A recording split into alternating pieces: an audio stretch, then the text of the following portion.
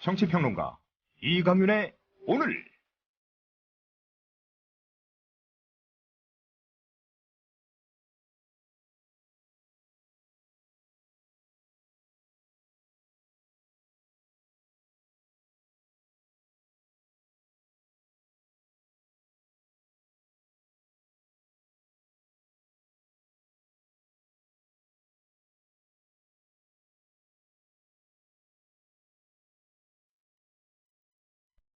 차 살 때 어디서 검색했어? 카넥트요. 차 살 때 어디서 견적냈어? 카넥트요. 차 살 때 어디서 할인받았어? 카넥트요. 카넥트 모르세요? 구글 플레이 스토어나 애플 앱스토어에서 다운받은 앱이요.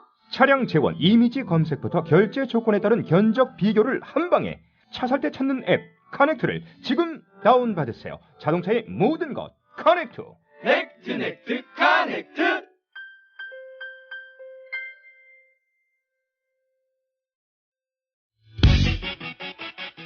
이웃나라 일본 연금 제도는 어때? 2012년 기준으로 일본은 모든 국민에게 기초연금 77만 원을 지급하고 노동자에게는 별도로 후생연금 208만 원을 주고 공무원들에게는 공무원연금 282만 원을 지급한대. 그럼 국민들에게는 기초연금 77만 원에 208만 원을 더해서 285만 원을 주는 거네. 그렇지. 일본은 공적연금만으로 노후생활 70%를 책임져 주는데 우리나라는 사적연금과 국민연금 모두 합해서 노후생활 보장률이 30%밖에 안 돼. 그래? 우리나라와 일본 차이가 많이 나네? 국민 여러분, OECD 국가 중 공적연금 수준이 가장 낮은 나라가 일본입니다. 공무원연금을 낮출 게 아니라 국민연금을 공무원연금 수준으로 높여야 합니다. 공적연금 강화, 국민 여러분과 함께 만들어가겠습니다. 전국 공무원 노동조합. 땀방울이 뻘뻘 나는 사우나 생각나시는 분들 많으시죠? 간편하게 집안에 설치할 수 있는 원적외선 사우나 땀방울. 지금도 조선일보를 구독하는 아버지와 국민TV 조합원 아들이 함께 만들고 세계 12개국에 수출하는 원적외선 사우나 땀방울. 2인용 사우나를 단신욕기보다 싼 가격 165만 원에 판매합니다. 와우. 헤어드라이기보다 적은 전기 사용으로 전기료 걱정까지 싸. 이제 땀만 빼지 마시고 건강을 업하세요. 홈페이지는 www.kirc.co.kr. 문의 전화는 010-7713-2433, 010-7713-2433. 국민TV 조합원 유리맛반이 직접 설치해드립니다. 안녕하십니까? 이강윤입니다. 11월 26일 수요일 시작합니다. 김대중의 중도개혁주의 다수파 전략과 노무현의 활성화된 소수파 중심주의의 충돌이 당내 계파 갈등의 원인이다. 새정치연합의 싱크탱크인 민주정책연구원 민병두 원장의 진단입니다. 전체적으로 동의합니다. 현재 새정련의 역학구도를 보면 486 그룹이나 친노 등 이른바 진보 색채가 상대적으로 강한 그룹이 주류이고 DJ 노선 지향 세력은 조금 밀려나 있는 형국입니다.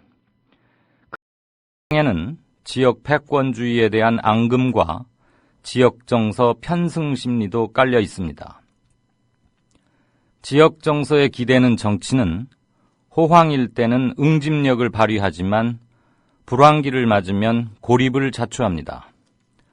김대중과 노무현이라는 사람으로 뭉치려다 보니 두 추종 그룹 간의 갈등이 초래됩니다.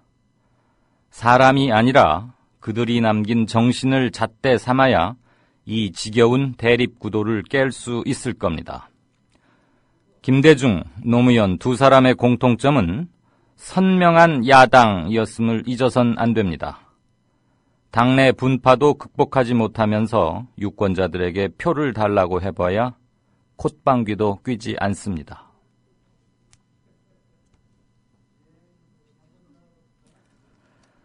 네, 게시판 뉴스 브리핑 곧 시작하겠습니다. 김용민 PD, 어서 오십시오. 저는 광고가 나가기 전인 줄 알고 네. 이렇게 좀 여유를 부렸더니 이미 광고 듣고 오셨군요. 예, 네. 알겠습니다. 참고로 오늘 진짜 인터뷰는 방금 제가 오프닝에서 언급한 새정치연합 민주정책연구원 원장을 맡게 된 민병두 의원 연결하겠습니다. 네. 오늘 그분은 왜 만납니까? 오늘 그분은 왜 만나시나요?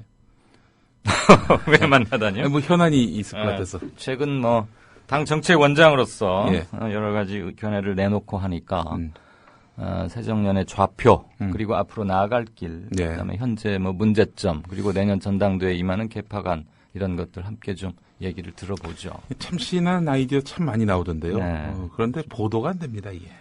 참 문제예요. 신문사 있을 때부터 참 예. 싱크탱크 맞았죠, 아주. 우리 네, 또 기본적으로 이번이었는데. 민병두 원장 같은 분은 만화가 출신 아닙니까? 이채로운 이력입니다. 정치인 중에 그것도 일간지 정치부장 하신 분이 이력이 만화가였다. 그냥 뭐 만화를 그린 정도가 아니라 아예 만화책을 내셨던.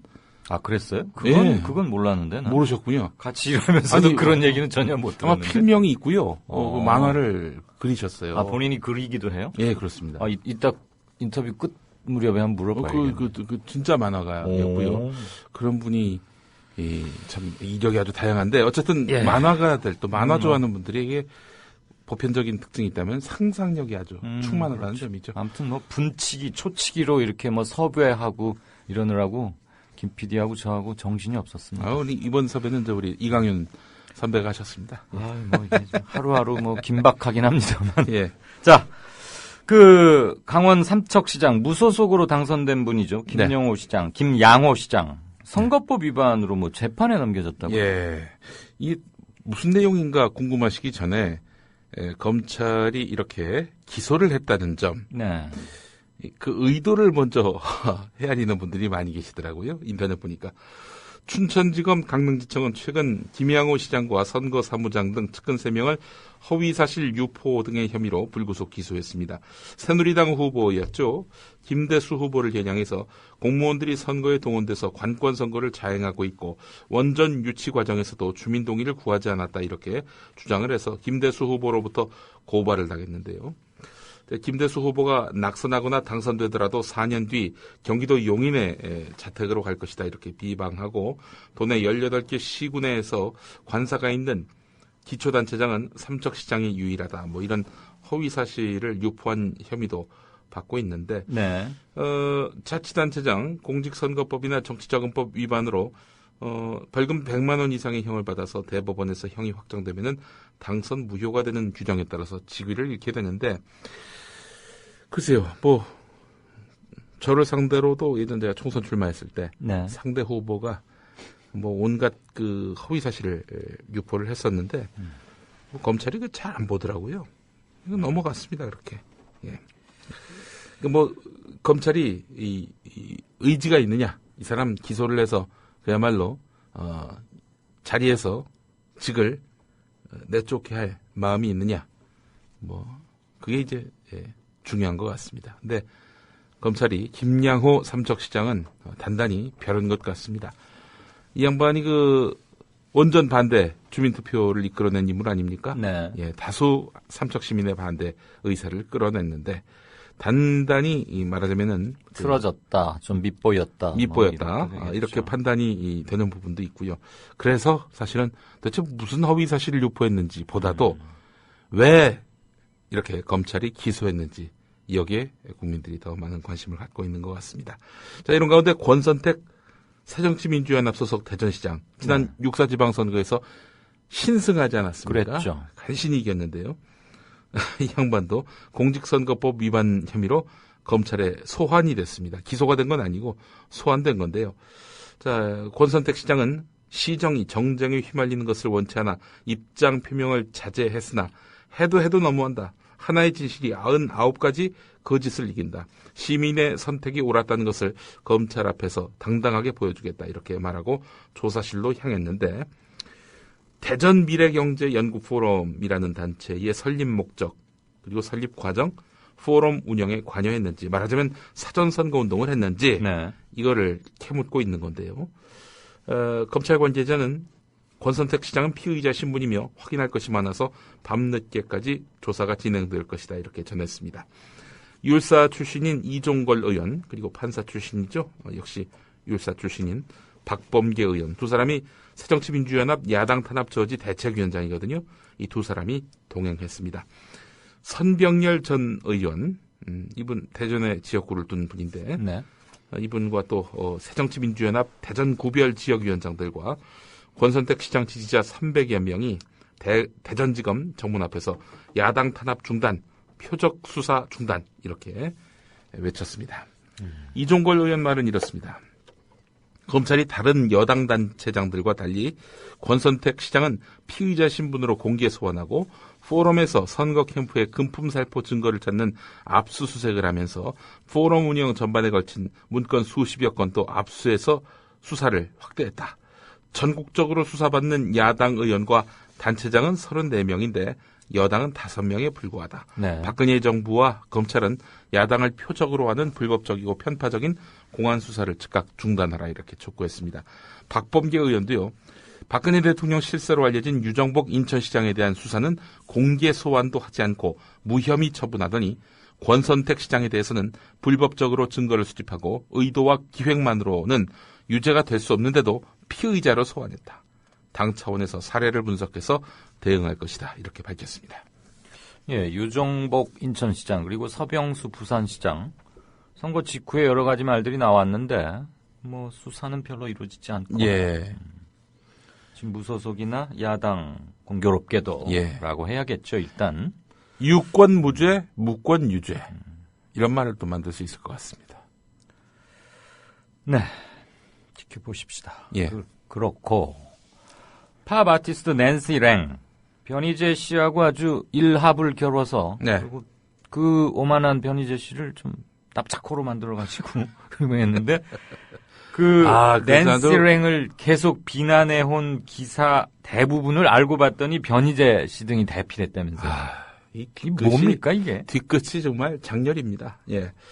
자, 변희재 씨는 또 이 사실이 외부로 알려지는 것을 막기 위해서 명의를 도용당한 기자에게 소송 사실을 숨겨왔다는 의혹도 제기됐습니다. 참. 자, 내용을 좀 살펴보겠습니다. 낸시 랭이 지난해 12월에 미디어워치 전 대표인 변희재 씨와 이문원 편집국장 성모 기자를 상대로 해서 손해배상 청구 소송을 제기했습니다.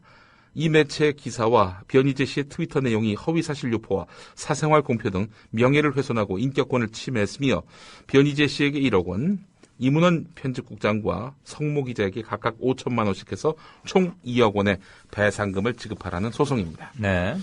자, 그런데 이 소송은 조정에 회부됐는데 지난 3월 중순에 조정이 성립이 되지 않아서 4월 말부터 변론이 시작됐습니다. 그러나 9월 초 선고를 앞둔 상황에서 소송 당사자 가운데 한 명인 성모 기자가 소송 과정에서 문제를 제기하고 나섰습니다. 네. 자신이 소송을 당한 사실을 뒤늦게 알았고 소송거리가 된 17건의 기사도 내가 쓴 게 아니다. 이렇게 주장을 한 겁니다. 요지경 속이군요. 예. 재판부는 성 기자의 주장에 대해서 조사를 했고 네. 10월 17일 공판에서 재판부가 이에 대해서 물으니까 이문원 편집국장은 성 기자가 쓴 게 아니라 변희재와 내가 썼다라는 취지로 진술했습니다. 재판부가 성모 기자의 명의를 도용해서 기사를 내보낸 이유를 물으니까 이문원 편집국장은 기자 수가 많아 보이게 하기 위해서 관행적으로 해왔던 일이다. 발행이 나고 편집국장이 기사를 둘이 쓰면은 좀 없어 보이잖아요. 그러니까 이제 기자 이름을 또 갖다 쓴 거다 이런 얘기인데. 자, 이 성모 참 솔직하네요. 기자, 예, 성모 기자와 이문원 편집국장의 그 진술을 보면은 변희재 씨는 스스로 쓴 낸시랭 비난글을 마치 다른 사람이 쓴 것처럼 매체에 내보낸 다음 이를 근거로 해서 친노 종북 세력의 최종병기 낸시랭 뭐 이런 극단적인 표현을 동원해서 200여 개의 비난 트윗을 날린 셈입니다. 네. 본인이 써서 남의 이름으로 올리고 그런 것을 또 트윗으로 받고 중계를 하고. 이게 지금 올라운드 플레이어금 1인 몇 력입니까? 글쎄 말입니다. 대단한 멀티플레이어입니다. 역시 머리가 좋아. 네. 성 기자 모르게 소송이 진행됐다는 진술로 인해서 기사 대필 사실이 외부로 드러나는 것을 막기 위해 일부러 숨긴 거 아니냐 이런 의혹이 제기되고 있는데요. 네. 소송 초기인 지난 1월 중순에 변희재 씨는 선정 당사자, 그러니까 공동의 이해관계를 가진 소송 당사자들에 의해 소송을 수행할 당사자로 선정된 사람이 돼서 이문원 편집국장과 성모 기자를 대신해서 소송 권한을 행사해 왔고 4월 말 선정 당사자를 이문원 편집국장으로 변경했습니다. 선정 당사자 지정 방식을 이용해서 성모 기자가 소송에 대해서 알 수 없도록 해왔다는 거죠. 그러니까 성모 기자가 자기가 이렇게 피소된 사실도 모르게 했던 거 아니냐. 이 기사를 보면 이런 의문을 또 갖게 되는데 말이죠. 자, 지난 6월에 미디어워치를 그만둔 성모 기자는 7월 중순 우연히 이 소송의 존재를 알게 됐다고 주장했는데요. 만약 계속 알지 못한 상태에서 낸시령의 승소로 끝났다면은 성모 기자는 자기도 알지 못하는 손해배상금을 물어야 할 상황이었다는 거죠. 네. 그래서 오는 28일 서울중앙지방법원이 소송 선고를 할 예정인데 28일이면 내일 모레군요. 네네. 예. 변희재 씨는 오마이뉴스와 전화통화에서 명의도용은 사실이 아니다 이렇게 주장을 했다고 하는군요. 편집국장하고 당사자는 내가 쓴 거 아니다. 성모 기자가 쓴 거 아니다. 뭐 이렇게 이야기를 했는데 변희재 씨는 다른 이야기하고 있다는 겁니다. 변희재 씨는 낸실행 관련 기사는 성모 기자를 포함한 편집부가 함께 쓰고 성 기자 이름으로 내보냈다. 당시 다들 그렇게 하는 것으로 동의하고 있었다. 동의 없이 그렇게 한다는 것은 불가능하다. 나는 그 기사에 대해서 잘 모른다 이렇게 주장했습니다. 자기가 쓴 게 아니란 얘기죠. 그럼 변희재 씨하고 편집국장하고 저기 또 진실 게임을 해야 되겠네. 네, 이 민사소송이니까 뭐 검사가 개입되진 않은 것 같은데 말이죠. 네. 그런데 그래서 진실을 또 재판부가 결국 가리는 거 아니겠습니까? 변희재 씨는 당사자 모르게 소송을 진행했다는 성모 기자의 법정 진술에 대해서 말이 되는 이야기를 해야지 선정 당사자 지정을 어떻게 본인이 모르게 할 수 있느냐. 나와 갈등을 겪고 회사를 나간 성모 기자의 주장에 불과하다. 이렇게 반박했는데요. 마음대로 쓰라. 허위 보도를 내는 것에 대해서도 소송을 걸겠다. 이렇게 덧붙였습니다. 김 PD. 네. 강용석 전 의원하고 네. 이 변희재 씨하고 누가 더 소송 왕입니까? 변희재 씨죠. 그래요? 그래도 강용석 씨는 그나마 율사 출신이어서 네. 이게 말이 되는 건 소송하거든요. 여기도 뭐 걸핏하면 트집 잡고 소송 많이 붙이고. 저도 몇 번 고소당했는데 박원순 무혐의로 그때부터 해서. 예. 변희재 씨도 아무튼 소송을 참 즐겨요. 네. 그러니까 본인도 그래서 그렇게 당하는 거 아닙니까? 그러게 말입니다. 이 건이 있는 줄 몰랐네요, 제가. 내실은 건이 있는 줄 몰랐는데 이 상황이면은 변희재 씨가 이거 책임을 피하기 쉽지 않을 것 같다는 여러 생각을 해보는데요. 최근은 성남 이재명 시장으로부터 소송해서 호되게 당해가지고 그건 좀. 그건 진행 중이고요. 아직 지난번은 김광진 새정치민주화. 김광진 아직 네. 끝나지 않았네. 네. 그리고 또 저와 또 민동기 미디어오늘 편집국장이 네. 번호표 받고 기다리고 있습니다. 그래요? 네. 변희재 씨는 소송복이 있어요. 셔틀 버스 이런 거 있어야 될 것 같아. 법원하고 자기 집하고. 하도 많이 가니까. 그런 걸로도 고소합니다. 맞으시 마십시오. 이렇게 말하면? 네, 이렇게 말합니다. 명예훼손이라고. 그래요. 네. 자, 그렇게라도 얼굴 한번 보죠. 네. 자, 다음 뉴스. 취업 청탁도 능력으로 보이는 시대가 됐다. 네. 이게 무슨 얘기입니까? 청탁도 능력이다? 네, 온라인 취업 포털 사람인이 구직자 706명을 대상으로 조사한 결과 56.5%가 취업 청탁 의향이 있는 것으로 나타났습니다. 네. 취업 청탁 가능하다. 음흠. 참 얼마나 명구스러운 일이고요. 나아가서는 이 또 불법일 수도 있는 거 아니겠습니까? 예. 자기 실력으로 뽑히는 게 아니라 유력자 동원해서 이렇게 자기가 그렇게 해서라도 취업을 하겠다라는 그런 의지를 밝히는 사람들이 구직자 2명 가운데 1명이다. 이런 얘기죠. 네. 청탁 이유로는 청탁도 능력이라서 입사만 하면 실력을 보여줄 자신이 있어서 일단 취업이 중요해서 주위에서 많이 활용하고 있어서 가산점 제도와 비슷한 거라고 생각해서 그리고 7.3%에 불과했습니다만은 불법이 아니라서 아니 씁쓸하고. 실력이 아니라 청탁으로 입사하면은 이게 불법이 아닐 수가 있나요? 실정법을 어떻게 어겼느냐 이런 점에서는 좀 다툼의 대상은 있는데 네. 한편으로는 세태를 보여주는 씁쓸함도 좀 느껴지고요. 예. 가산점 제도와 비슷한 거라고 생각했다는 거에 대해서는 웃어야 할지 뭐라고 해야 될지 표정 관리가 참 쉽지 않군요. 예. 우리 이강윤 선배는 언론사 취업의 왕입니다.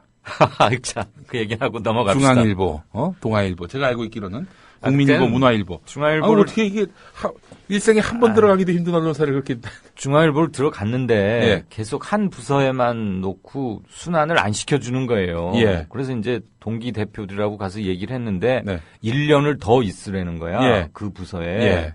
그래서 너무 막 조문 쑤시고 안 되겠고 그러다 보니까 사실 언론사 준비할 때는 일단 아무데나 들어가 놓고 보자는 심리가 있잖아요. 예. 한 번쯤 떨어지면. 예. 근데 아무래도 지면을 보니까 동아일보가 당시엔 훨씬 낫고 그래서 그랬죠. 퇴근하고 다시 신문사 시험 준비를 했어요. 그래서 동아일보 다시 시험을 쳤죠. 그 겨울에. 스카우트도 아니고. 에이, 스카우트 그런 게 없죠. 그래가지고 갔어요. 대단하십니다, 진짜. 그랬더니 마지막 최종 면접에서 예. 듣자 하니까 현재 중앙일보 기자라는데 왜 다시 수석 기자로 시험을 쳤냐고 묻더라고요. 예. 그래서 그냥 사실대로 얘기를 했죠. 예. 자, 다음 뉴스 합시다. 예. 이 취업 청탁도 능력이라고 말하는 세태에 대해서 비판하실 자격이 있으십니다. 충분히. 자, 내일 YTN 기자 예. 해직 대법원 판결이 나옵니다. 중요한 3년 판결이네요. 6개월을 끌었습니다. 네.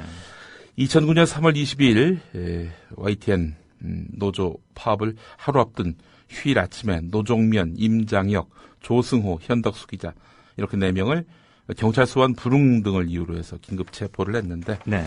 낙하산 사장 반대 투쟁에 들어갔던 그 노조 지도부 아닙니까? 네. 이분들 이런 식으로 해가지고 YTN에서 내쫓았는데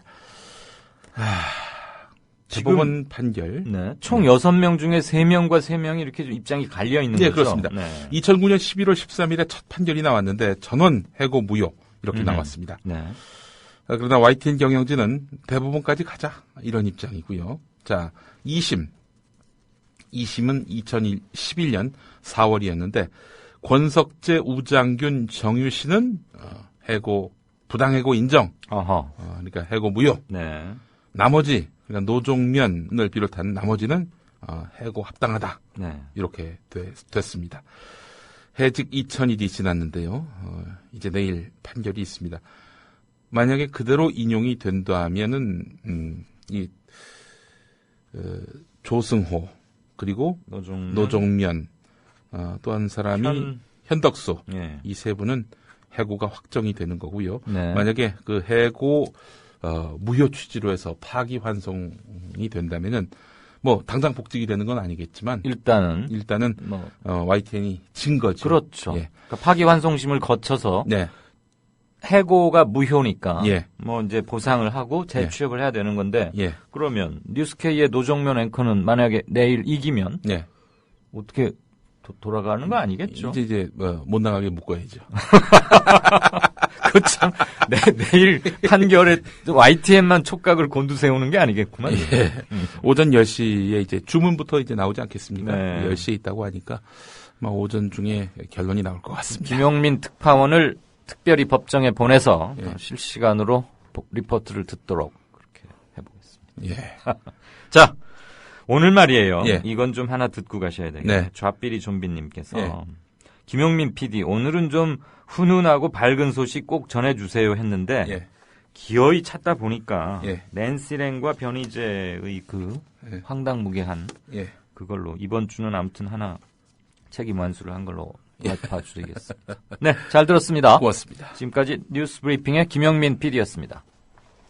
미디어 협동조합 국민TV 뉴스K 앵커 노종면입니다. 정치 권력, 재벌, 특정 지배 주주로부터 오염되지 않는 언론, 국민TV가 그 실험을 해나가고 있습니다. 이런 언론이 지속 가능하다면 다른 여러 언론도 따라올 것입니다. 닻을 올린 국민TV, 순항하도록 힘을 실어주십시오.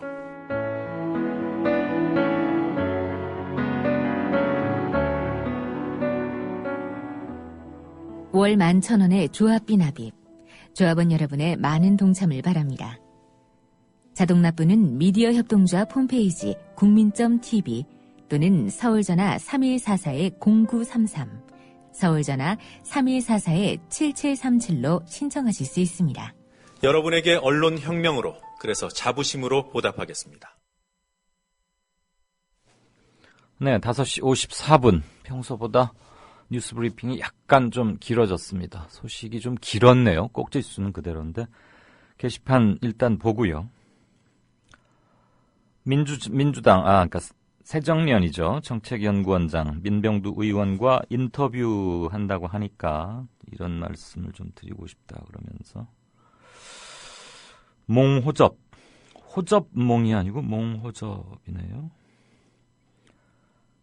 새누리 쪽은 집권을 YS가 하든 친이가 하든 또는 친박이 하든 여의도 연구소는 인력도 박사급 등 더 우수하고 더 많고 그래서 민주당조차도 민주정책연구원의 보고서보다 오히려 여의도 연구소의 보고서를 더 신뢰한다는데 수권정당을 표방하는 민주당의 민주정책연구원은 당대표가 누가 되느냐에 따라서 인사며 모든 게 변한다. 좀 문제가 있다. 네, 이건 중요한 지적 같습니다. 여의도 연구소에 비해서 예산과 인력이 굉장히 부족하겠죠. 이러고서 무슨 수권정당을 운운하느냐. 수능 시험 준비는 안 하고 명문대 가겠다는 철부지하고 뭐가 다른가. 네, 아픈 얘기네요. 지금의 야당, 제1야당의 모습을 잘 투영시킨 말씀이시기도 하고 꾸짖는 성격이 훨씬 강하지만 이 질문은 하겠습니다. 네, 고맙습니다. 내일 노종면 국장의 복직 판결을 기대한다. 수호천 사장께서 그랬고요. 네. 악마와 변 씨에게 진보가 배울 점은 끈질김이다. 그들은 결코 포기하지 않는다. 우리도 강력한 멘탈로 무장해야 한다. 떡배 단배님의 말씀이었습니다. 이게 역시 변희재는 어쨌거나 뉴스메이커인 건 확실하군요. 이 게시판에서조차도 변희재 씨가 언급이 되니까 포스팅 건수도 많고 댓글들도 아주 줄줄이 달립니다. 사도 요한께서 변희재라 김미화 누님에게 용돈 드렸나 궁금하네요. 500만 원인가 패소했는데 그러니까 김용민 국장이랑 동갑인가요? 변희재 씨가? 사실 저는 변희재 씨 텔레비전에서 언젠가 한 번 이렇게 저쪽 반대 진영으로 나와가지고 얘기를 한 번 한 거 말로는 개인적으로 전혀 알지를 못합니다. 눈을 찌겨뜨는 게 조금 마음에 들지 않아서 별 관심이 없고 그랬는데 김 국장이랑 김용민 PD랑 동갑인 모양이에요. 근데 사람은 다르다 이래놨고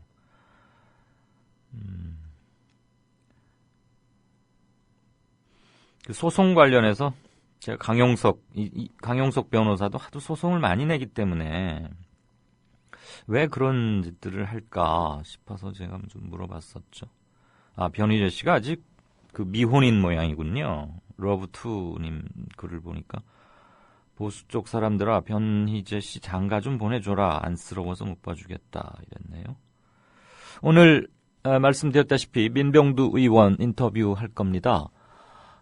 방금 전해주신 분처럼 정책연구원 관련된 것도 좋고 기울어진 운동장 이렇게 압축적으로 의제를 잘 만드는 의원이죠. 전략통이고 야권 전반에 대해서 지금 국회 돌아가는 것도 나쁘진 않을 겁니다. 조금 몇 달 후에 야권의 모습 그리고 민 의원은 어떻게 그리고 있는지 이런 것들을 한번 자유스럽게 얘기하는 그런 걸로 꾸려볼까 합니다. 급히 섭외가 된 것도 있지만 약속 대련보다는 그냥 자유 대련으로 즉문즉답식으로 하고자 하는 생각도 있습니다. 지금 질문지를 만들어서 보내는 거 현실적으로도 그렇게 좀 너무 촉박하기도 하고요. 견해들 많이 주시면 최대한 반영하겠습니다. 국민 라디오만 듣다가 오랜만에 공중파를 들었더니 좀 답답해서 바로 껐다. 국민 미디어 협동조합 화이팅. 이아무개 화이팅 이래 주셨네요. 편향돼서는 안 되겠죠. 그리고 그들끼리 모여서 자기들의 정서만 확대 재생산시키는 또는 동종교배식의 의견만 주고받는 그 지점에 물론 우리가 그걸 인식도 하고 있고 그렇게 안 되려고 부단히 애를 쓰고 늘 정신을 가다듬습니다만 그런 카타르시스 기능만 해서는 안 된다고 봅니다. 미디어 협동조합. 지향하는 바가 크게 다르지 않다면, 그리고 멀리 보아서 하나의 소실점으로 우리가 같이 갈 수 있다면 그 중간에 생기는 서로 간의 작은 차이와 다름, 이런 것들은 생산적으로 그리고 열린 마음으로 극복하고 토론해 나가야 하지 않을까. 그런 점에서 일단 저부터 애를 쓰겠습니다. 제가 혹시라도 좀 편협해진다거나 어느 틀 안에 갇히는 듯한 기색이 보인다거나 무의식 중에라도 그런 용어, 단어, 멘트가 나온다면 가차없이 지적해 주십시오. 제가 다시 듣기를 매일 꼬박꼬박 하는데요. 들어보면 참 너무나 어처구니 없는 실수, 일테면 새누리라고 해야 되는 것은 새정년, 이런 거는 차라리 애교더군요. 용어 사용에서도 틀릴 적이 많고 했는데 다들 이렇게 너그럽게 들어주시는 것으로 알고 있겠습니다. 앞으로 그런 기본적인 기계적인 실수는 최대한 줄이려 할 뿐더러 미디어 협동조합은 어느 특정 정파에 너무 치우친, 그래서 그 사람들끼리만의 그들만의 리그다, 이런 말을 듣지 않도록, 그것은 모두에게 좋지 않은 게 분명할 터이니까요. 따로 논쟁은 필요 없을 것 같고 그렇게 애를 쓰겠습니다. 여러분들께서도 간혹 이곳이 천편일률적인 정서나 특정한 견해로 도배질 되는 것을 간혹 보곤 하는데요. 일부러 우리가 다른 견해를 쓰거나 그럴 필요는 없지만 우리와는 조금 생각을 달리하는 사람들 입장에서도 한번 좀 생각해보자, 이런 말씀을 제가 감히 제가 청취자 여러분들께 정직하게, 겸손하게, 그리고 정중하게 부탁드리고자 합니다. 게시판 조금 있다가 다시 한번 체크하도록 하겠습니다. 정치평론가 이강윤이 함께하는 국민라디오 이강윤의 오늘.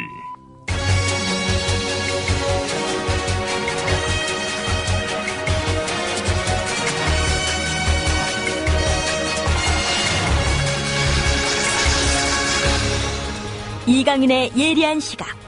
이제는 뉴스의 행과 간을 짚어냅니다. 네, 누리과정 예산을 두고 굉장히 진통이 심합니다.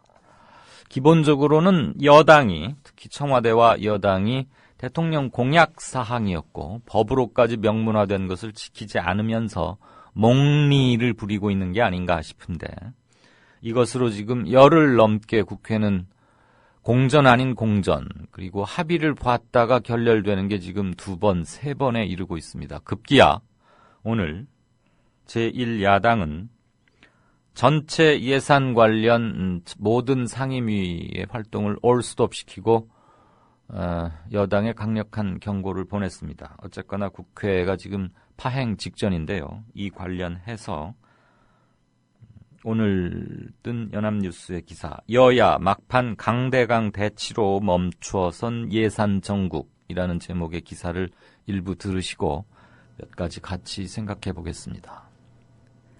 막바지로 향하던 정기국회가 26일 누리과정 예산 문제와 관련한 새정치민주연합의 국회 의사일정 보이콧 선언으로 파행으로 치닫고 있다. 이에 따라 남은 정기국회 기간 및 연말 정국도 급냉할 우려가 커지고 있다.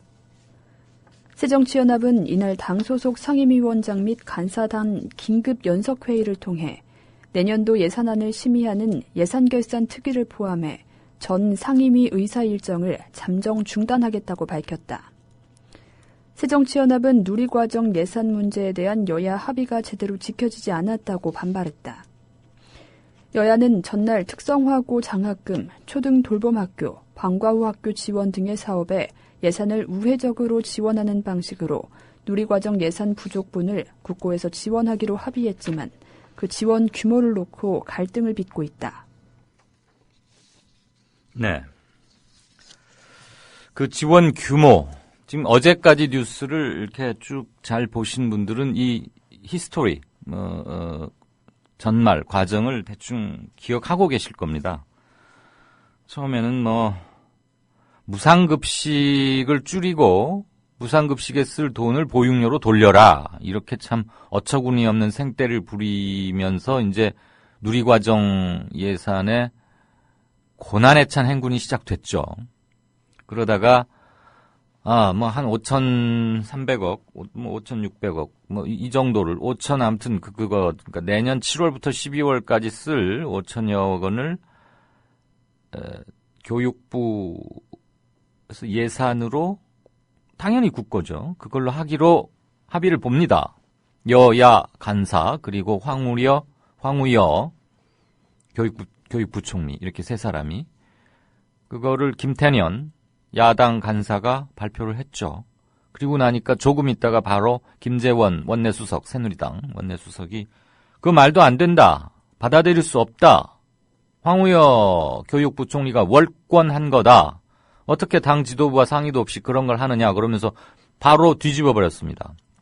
그래서 대단히 큰 파란이 일었고 한 2, 3일간 다시 냉각기 겸 수면 협상을 가져서 겨우 합의를 본 게 지방채를 발행하고 그것을 중앙정부가 보증을 쓰는 식으로 해서 어떻게 가닥을 잡아갔는데 다시 또 사단이 터집니다. 금액입니다, 이번에는.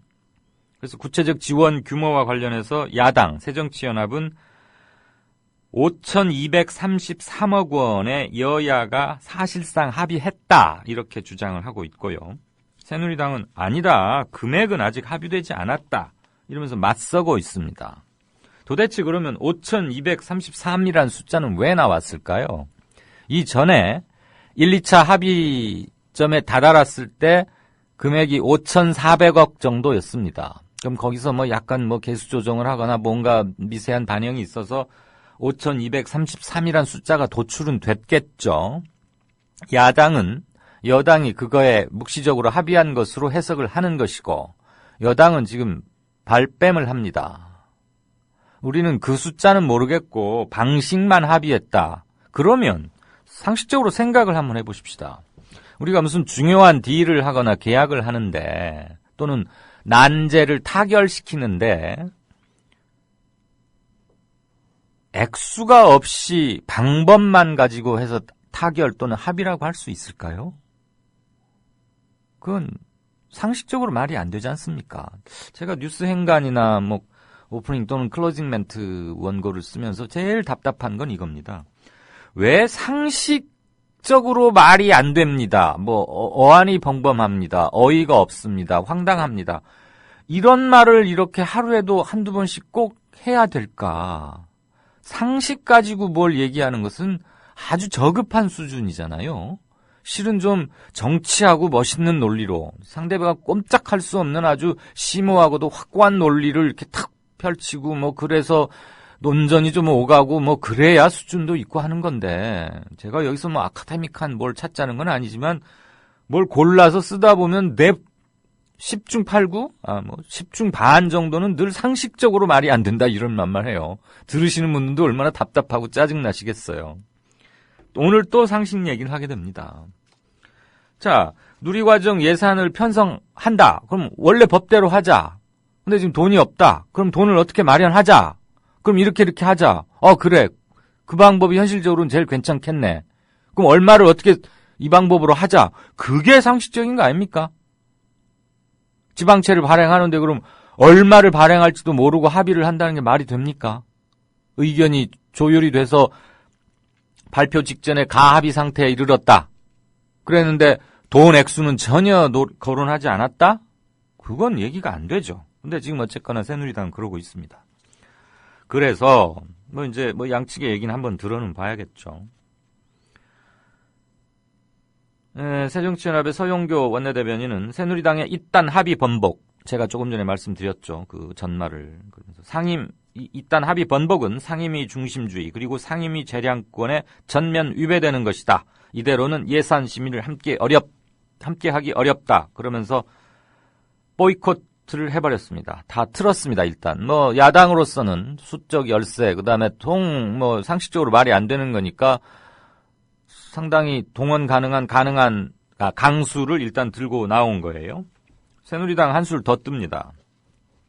30일까지, 법적 시한인 30일까지 예결위에서 심사를 끝내지 못해서 예산안이 본회의에 자동 부의되면 다음 달 2일까지는 반드시 예산안을 처리하겠다. 그러니까 단독 처리하겠다는 얘기입니다. 쉽게 말해서. 그럼 뭐 전국 냉각은 뭐 불을 보듯 빤하지요. 근데 이게 지금 요번 잠시 뭐 몇 주일의 전국 냉각에 그칠 사안이 아니기 때문에 여나 야 모두에게 이번 12월 정기국회 그리고 곧 소집될 것으로 보이는 임시국회는 대단히 중요합니다. 내년 초의 대회전을 위해서 말이죠. 이완구 원내대표 이런 말 합니다. 야당이 보이콧하니까 우리는 법대로 가겠다. 예산안 법정 시한 내 처리하겠다. 지금 국회 선진화법 때문에 11월 30일까지 합의가 안 되면 의장이 바로 본회의에 안건으로 부의할 수 있는 거 아닙니까? 그럼 바로 새누리당은 자기들 합의안 내서 그 수정안, 당정 수정안, 그 수정, 그러니까 정부 최초 원안에서 수정한 거, 그 수정안 올려서 그걸 처리하겠다는 거 아닙니까? 국회법상 수정안을 먼저 표결하게 돼 있으니까요. 그러겠다는 겁니다. 그러면 결국은 내배째라 갈 대로 가자 뭐 이 얘기입니다. 조금 저급하게 그러나 쉽게 말하자면 그런데 제가 이것을 이따가 이제 정가 산책에서도 조금 짚어볼 소지는 있습니다만 제가 행간으로 골랐던 것은 이 말씀을 드리고자 함인 겁니다. 새누리당 내부에서조차 누리과정 예산 편성하는 것을 두고 당 지도부에 대한 비판이 비등합니다. 일테면 이렇습니다. 어차피 예산을 지원할 거면서 왜 그렇게 시간을 끌었느냐. 이게 새누리당의 이름을 밝히기를 모하는 초선 재선들 상당수의 정서입니다. 정서가 아니고 발언입니다. 단지 실명으로 보도되는 것은 원치 않았기 때문에 그냥 뭐 익명이나 이니셜 처리됐는데 뭐 하나 예를 들어보죠. 교문위 소속 한 새누리당 의원은 그게 즉 우회 지원 방식입니다. 지금 요번에 여야가 합의를 본 게 우회 지원하는 거 아닙니까? 편법이라고 할 수도 있는데 그게 그건데 즉 우회 지원 방식 하는 게 결국은 나라 돈 갖다 쓰는 국비 지원 돈의 출처는 최종적으로 국가 재정에서 나오는 거니까요. 원래 그렇게 하게 되어 있는 겁니다. 그게 그건데 결국 지원해 줄 거면서 야당하고 막 마찰만 빚고 시간 다 쏟아붓고 흘려보내고 그러는 통에 다른 상임위, 다른 예산 심사하거나 하는 것에도 영향을 줬고 결국 여론은 곱게 돌아가지 않았고 그러면서 그러니까 욕은 욕대로 먹고 결국 돈은 돈대로 쓴다 이 얘기예요. 즉 원내 전략 새해 예산안 가장 중요한 일인 건 맞습니다. 한 해 정기국회에서 새해 예산안 처리 과정에서 새누리당 원내 지도부가 전략을 잘못 세웠다. 이게 지금 새누리당 상당수 의원들의 마음속에 있는 얘기입니다. 그걸 지도부가 모르겠습니까? 알죠. 초재선들이 아는데 5, 6선 하는 원내대표다 난다 긴다 하는 사람들이 그걸 왜 모르겠어요. 그 돈이 어디서 나왔는지 뻔히 아는데 그럼에도 불구하고 왜 이렇게 해서 은근히 파행을 유도하는 듯 그럴까요? 골탕 먹이겠다 이겁니다. 무상급식 마음에 안 드는 거예요. 보육하긴 해야 되는데 그거에 쓸 돈은 없고 근데 법대로 하자면 돈을 정부 재정에서 지출하는 거 맞으니까 계속 시비 한번 붙여보는 거죠. 흠집 최대한 낼 만큼 내고 결국은 돈을 하다가 이번에는 이제 액수 가지고 또 사다를 붓고 시비를 가리자고 하니 야당이 이제 아예 올스톱이라는 상당한 초강수로 나간 거 아닙니까? 그러면 국회 파행의 원인이 야당에게 있다라고 뒤집어 씌울 일단 명분 하나는 축적하는 겁니다. 새누리당 교문위원들의 초재선 대부분이 원내 지도부가 내년도 예산안과 공무원연금법 개정안 등 주요 법안 처리를 둘러싸고 야당과 밀당하는 과정에서 누리과정의 국비 지원을 협상 카드로 활용하려고 한 탓에 일이 이렇게 꼬여버렸다. 그거는 정치 초단 입문생들인 초선이나 재선들 생각 같고요. 생각이라고 보고요. 저는 그렇게 안 봅니다. 협상 카드로 활용하려 한 탓에 일이 꼬인 게 아니고 은근히 일이 꼬이게 만들었어요. 세상에 교육부 총리와 여야 간사가, 상임위의 여야 간사가 합의한 것을 일개 원내 수석 부대표가 10분 만에 뒤집어버리지를 않나. 이것은 있을 수가 없는 일이죠. 그것부터 시작해서 기세등등하게 나왔던 가장 기본은 뭡니까? 갈 테면 가라. 최종적으로 예산안은 다른 때처럼 지금 정부 여당이 절절맬 사안이 아닙니다. 왜? 법으로 의장이 직권 상정하게 돼 있어요, 이제. 야당이 뭐 예산안 처리 가지고 이걸 볼모로 해서 다른 걸 따내고 할 만한 그 지렛대 역할을 못 합니다, 올해는. 그러니까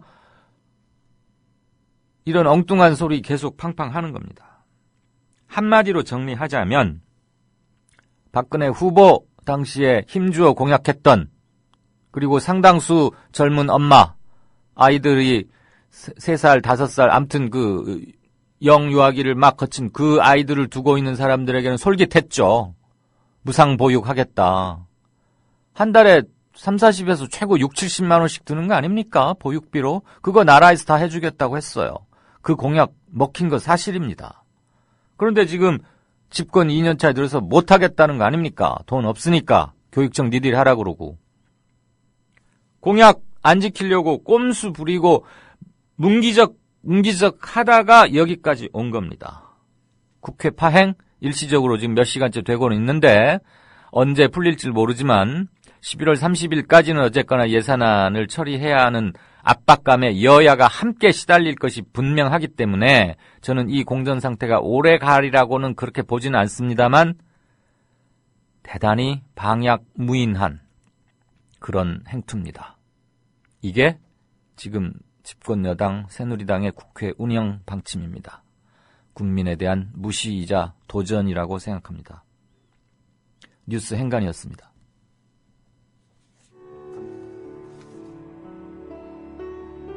경남 거창에 사는 조합원 백함나무님. 남편의 유언으로 온 가족이 미디어 협동조합원이 됐습니다. 라디오 비평 들으실 때마다 아이고 속이 시원하다 이렇게 하시더라고요. 본인이 먼저 하시고요, 가입을. 예, 그 뜻을 이제 알았기 때문에 손자, 손녀 6명까지 그렇게 이제 다 가입을 하게 됐지. 작고한 부부는 왜 국민TV 조합원 가입, 이것이 이 시대에 꼭 필요한 언론운동이라고 확신했을까요? 가슴 아픈 가족사가 있었습니다. 전에 민족일보 조용수 그분 그때부터 관심을 많이 가지시고 저 동아투이 그때 남편이 광고도 내고 또 한겨레 주주도 되시고 저희 시어른 되시는 분이 보도연맹에 억울한 죽음을 당하셨습니다. 중학교 때 아버지가 억울하게 그리고 옥살이 하실 때 그 도시락을 가지고 감옥에 가서 어느 날 갑자기 이제 총살 당했다는 그런 걸 안 겪었으면은 또 평범하게 살았을 수도 있는데.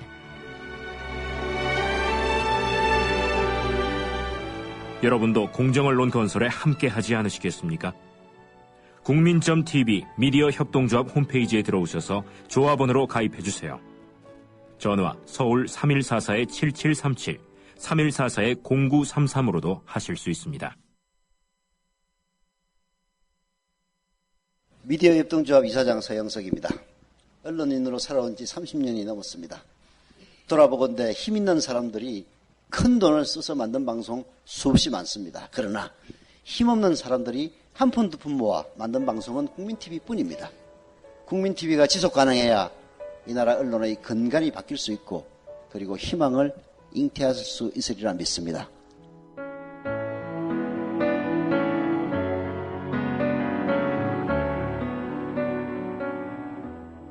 월 11,000원의 조합비 납입. 조합원 여러분의 많은 동참을 바랍니다. 자동납부는 미디어 협동조합 홈페이지 국민.tv 또는 서울전화 3144-0933, 서울전화 3144-7737로 신청하실 수 있습니다. 여러분들에게는 언론혁명으로, 그래서 자부심으로 보답하겠습니다. 이강윤의 오늘, 이제는 정가 산책으로 함께합니다. 정치권 동향 생생하게 풀어드릴 분은요. 네, 한국일보 양정대 기자 안녕하세요. 네, 안녕하세요. 예산심의 참 어렵습니다. 날짜는 딱 정해서 받아놨는데 정상화되는가 싶더니 다시 하루 만에 전면 올스톱이에요? 네. 어쨌든 우여곡절 끝에 이제 정상화가 됐고 교문위 예산심사 과정에서 그래도 좀 논란이 있는 수준 정도다라는 취지로 말씀을 드렸었는데 네. 이게 오늘 아침부터 새정치민주연합에서 예산안 심의 이대로는 못한다 이렇게 선언을 했고요. 지금 전면 중단 상태입니다. 이유는 다들 아시겠습니다만 어쨌든 교육부의 누리과정 예산 편성 문제 이게 이제 핵심인데요. 여야 간의 원내대표들이 이제 구체적인 액수는 추가로 더 논의하자 이렇게 얘기를 하면서 이제 여야 간의 합의를 이뤘었는데 이 교문위 예산심사 소위 어제 여야 원내대표 간 합의 이후에 열렸는데 말씀드렸던 대로 여당에서는 이거 예결위로 올라가서 한 2천억 내지 2,500억 정도 이 정도로 지금 처리를 하려고 그렇게 마음을 먹고 있던 차에 네. 이 교육부에서 5,233억 원 증액안을 들고 왔는데 이거를 야당이 아니라 여당이 거부를 한 겁니다. 그래서 이제 새누리당이 당정 간에 또 엇박자가 난 건데 예. 그것 때문에 이제 새정치민주연합에서는 여당이 또 합의를 어겼다. 이렇게 지금 반발을 하면서 오늘 이제 전면 보이콧을 선언을 한 건데 여기에는 누리과정 예산뿐만 아니고 사실은 오늘 이제 정의학 국회의장이 이 국회 선진화법에 따라서 예산안하고 함께 처리하게 될 예산 보수 법안을 지정을 해서 이 해당 상임위에 통보를 했는데 그 안에 보면 이 담배세 관련한 법안들이 같이 들어 있습니다. 예. 그러니까 법인세 부분에 대해서는 지금 여당이 아예 논의 테이블 자체에 올리지를 않고 있어서 논의가 전혀 진전이 없는 상태에서 그토록 반대해왔던 서민증세 법안 이렇게 반대해왔던 담배세 법안까지 올라가고 그러니까 총체적으로 지금 코너에 몰린다 이런 느낌이 있었던 것 같습니다. 어떻게 보면 마지막 이 명분을 하나라도 쥐기 위한 그런 몸부림의 성격이 굉장히 크다고 봐야 될 것 같습니다. 근데 왜 이렇게 당정의 엇박자가 심하죠? 일단 당정 간에 지금 엇박자가 나는 건 제가 그렇잖아도 좀 새누리당 쪽 사람들 만나서 좀 계속 얘기를 들어봤는데요. 네. 두 가지 이유가 있는 것 같습니다. 일단 하나는 이구동성으로 이런 얘기를 하던데요. 이 황우여 지금 교육부 총리, 이 교육부 장관이 일반적으로 알려진 것보다 예. 굉장히 뭐라 그래야 되죠? 좀 이렇게 중도 진보에 좀 가까운 그런 이념적인 스펙트럼에 있다는 겁니다. 그러니까 이 황우여 대표, 대표라는 말이 워낙 그런 입에 올랐어. 부총리. 황우여 부총리가 실제로 이 누리과정 예산 편성은 국고에서 당연히 해야 된다는 그 원칙에서 그러니까 이 원칙이 이제 새누리당도 인정을 하고 있는 건데 어쨌든 이 원칙을 굉장히 좀 중요하게 여기는 사람이고 예. 그리고 여야 간의 합의를 통해서 이 대화와 타협을 통해서 문제를 풀려면 네. 어차피 국고에서 지원을 하는 게 맞는데 이거를 예.